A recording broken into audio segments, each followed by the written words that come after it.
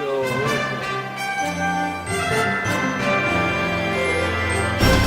welcome to this segment of Manufacturing Talk Radio. We are at ISM 2017 in Orlando, Florida, and we are going to speak with Mike Brak.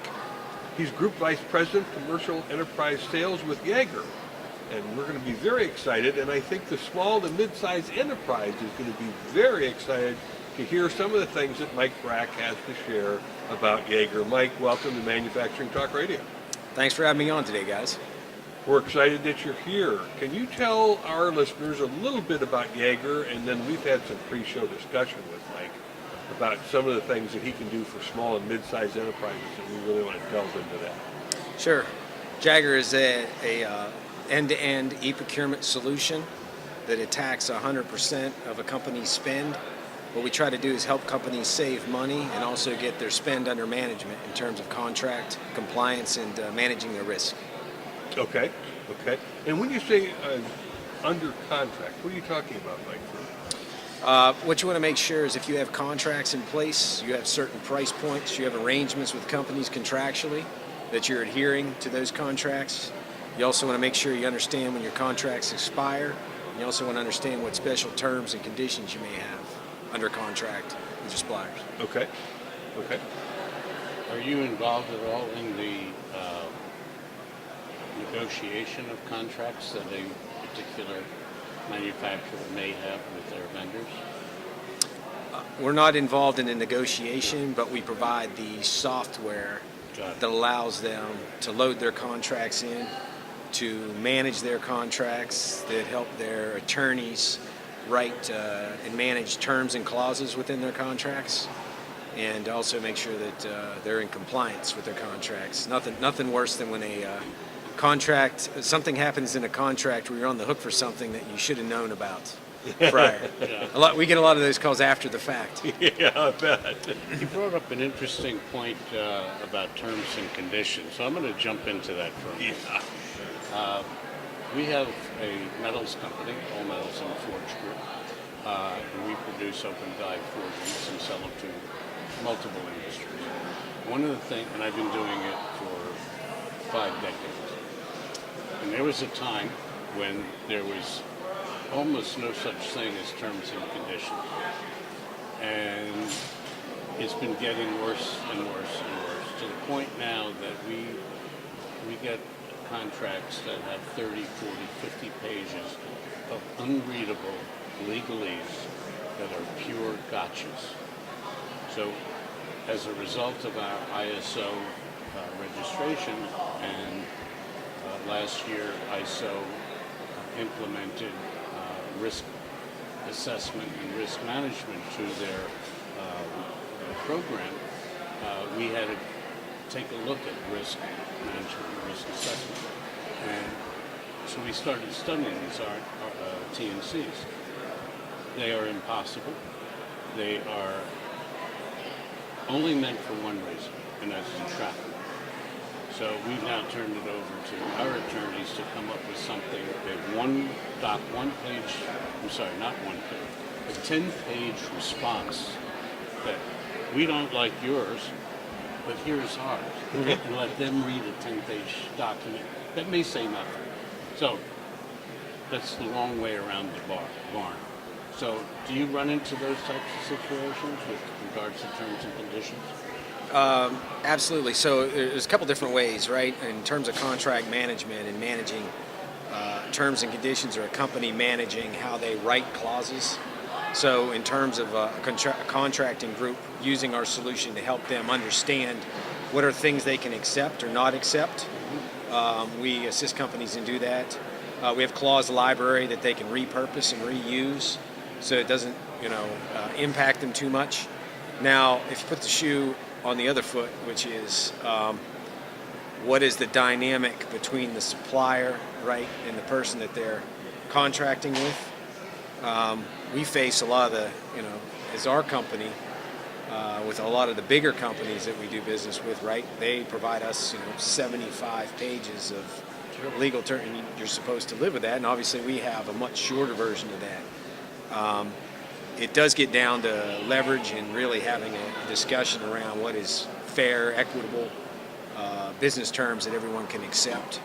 But it is a dynamic that we see getting worse and worse in the market because of how risk adverse the companies are becoming, and you're looking for every possible thing that could go wrong, and they are trying to unilaterally push that on their business partners. So it is a dynamic that is absolutely big. It's becoming a bigger issue with not only the legal terms, but I'll say information technology compliance also, and how that part of the business is run, and how they interpret risk and risk assessment and terms and conditions they want around that. I addressed this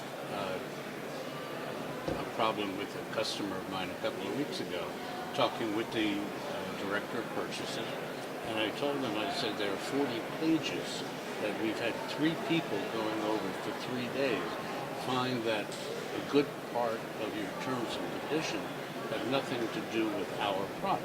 Mm-hmm. He said, well, that's true.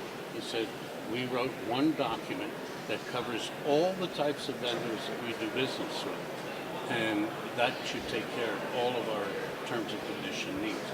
I said, yes, but I don't want to be responsible for $5 million insurance on a logistics company or a truck hauling the goods that I sent you at some point in time. And he told me what to do, and I did it. But the point is that this is a huge problem, huge time waster. Oh, absolutely. In terms of unlimited liability, we see that all the time in agreements and contracts, even in our business. And if you're dealing with some of the biggest companies in the world, unlimited liability could be quite a big problem. And also indemnification language. I mean, your point's a good one in terms of the boilerplate approach that may not be germane to your business. Some of the things they have in there may not even make any sense for your business. So they do not. And then it becomes the equitable, legal. Yes. But you're signing it. Yeah. At some point, it depends upon your risk and the balance of that risk and how it's been interpreted. Yeah. Yeah, Okay. that's very tough. I appreciate your input on that. I don't want to dwell on terms and conditions. You can tell I hate them.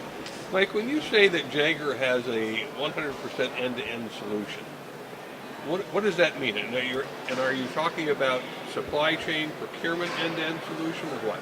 Yes. One of our biggest differentiators would be around supply chain spends. Most of the procurement solutions in the marketplace are built for indirect procurement, which are the more simple buys.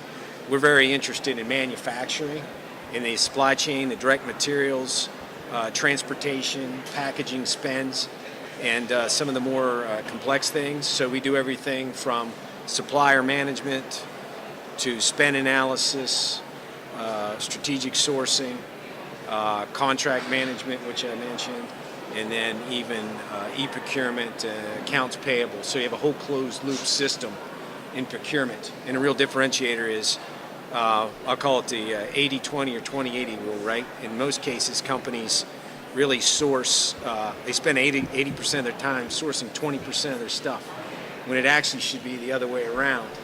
And we take a look at those types of issues and how we solve those for companies, and it's a very differentiated offering for us in the marketplace.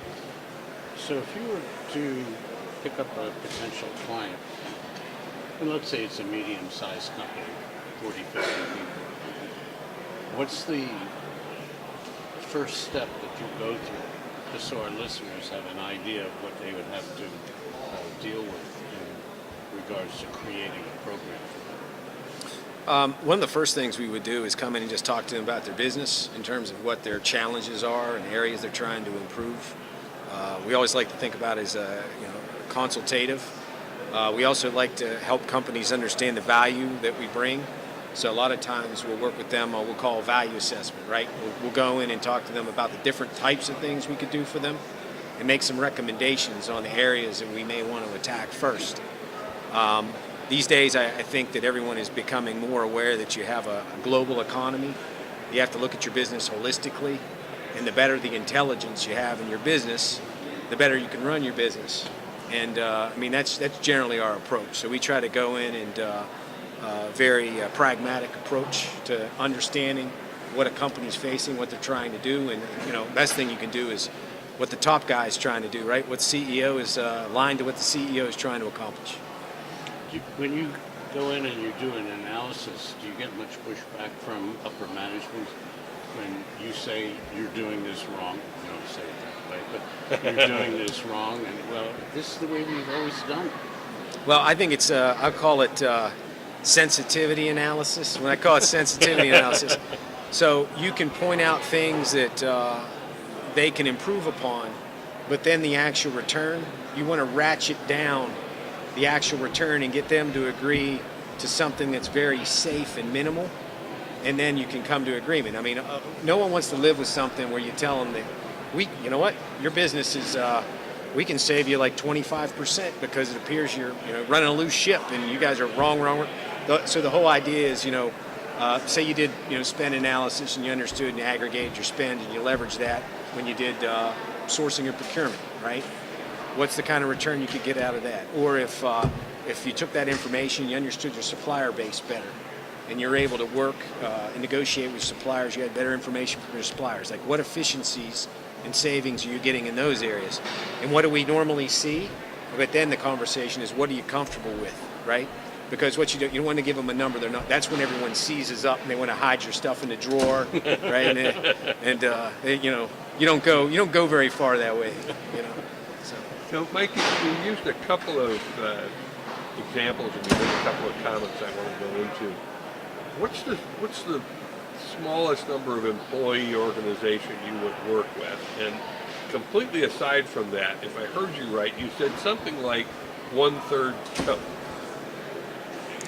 Did I hear the 1/3? One throat to choke. So a lot of the smaller to mid-sized organizations, they're not going to have a lot of the resources to hire the big consulting companies, right, to come in. Right. So essentially, what they want is someone to come in and work with them fairly quickly to deliver a return on investment. Right. So I mean, we have some I'll call shared services organizations or purchasing co-ops, right? I mean, those organizations have 50, 100, 150 people on the low end. Okay. And then a lot of companies are also on the mid-sized companies are looking for alternatives to SAP/Ariba and Oracle and the big guys. Right. They want something that they can build upon. They want something that they could start with the parts that are important to them, but then have an extensible platform to build on over time that delivers fairly fast value to them, right? It's not something that's going to cost them millions of dollars and take them years. Right. They want something that might take weeks and start to deliver value, and something that's very tangible they can get their arms on. So we run the whole spectrum, and we work with mid-sized companies up to biggest companies in the world. Where are you located? We're actually headquartered out of Raleigh, North Carolina. Why don't you give our listeners your URL address? It's www.jaggaer, JAGGAER.com. Good. Well, this Glad you didn't forget that. I thought it was a trick question. I was like, wait a minute. We don't play gotcha. No, we changed our name recently from, we used to be SciQuest, so we were rebranded. So almost gave you the other web address. okay. I saw a slight hesitation. So if any of you have heard the name SciQuest out there, it's now Jaggaer. Correct. Yes. Check them out. Well, Mike, this is great. Helping out.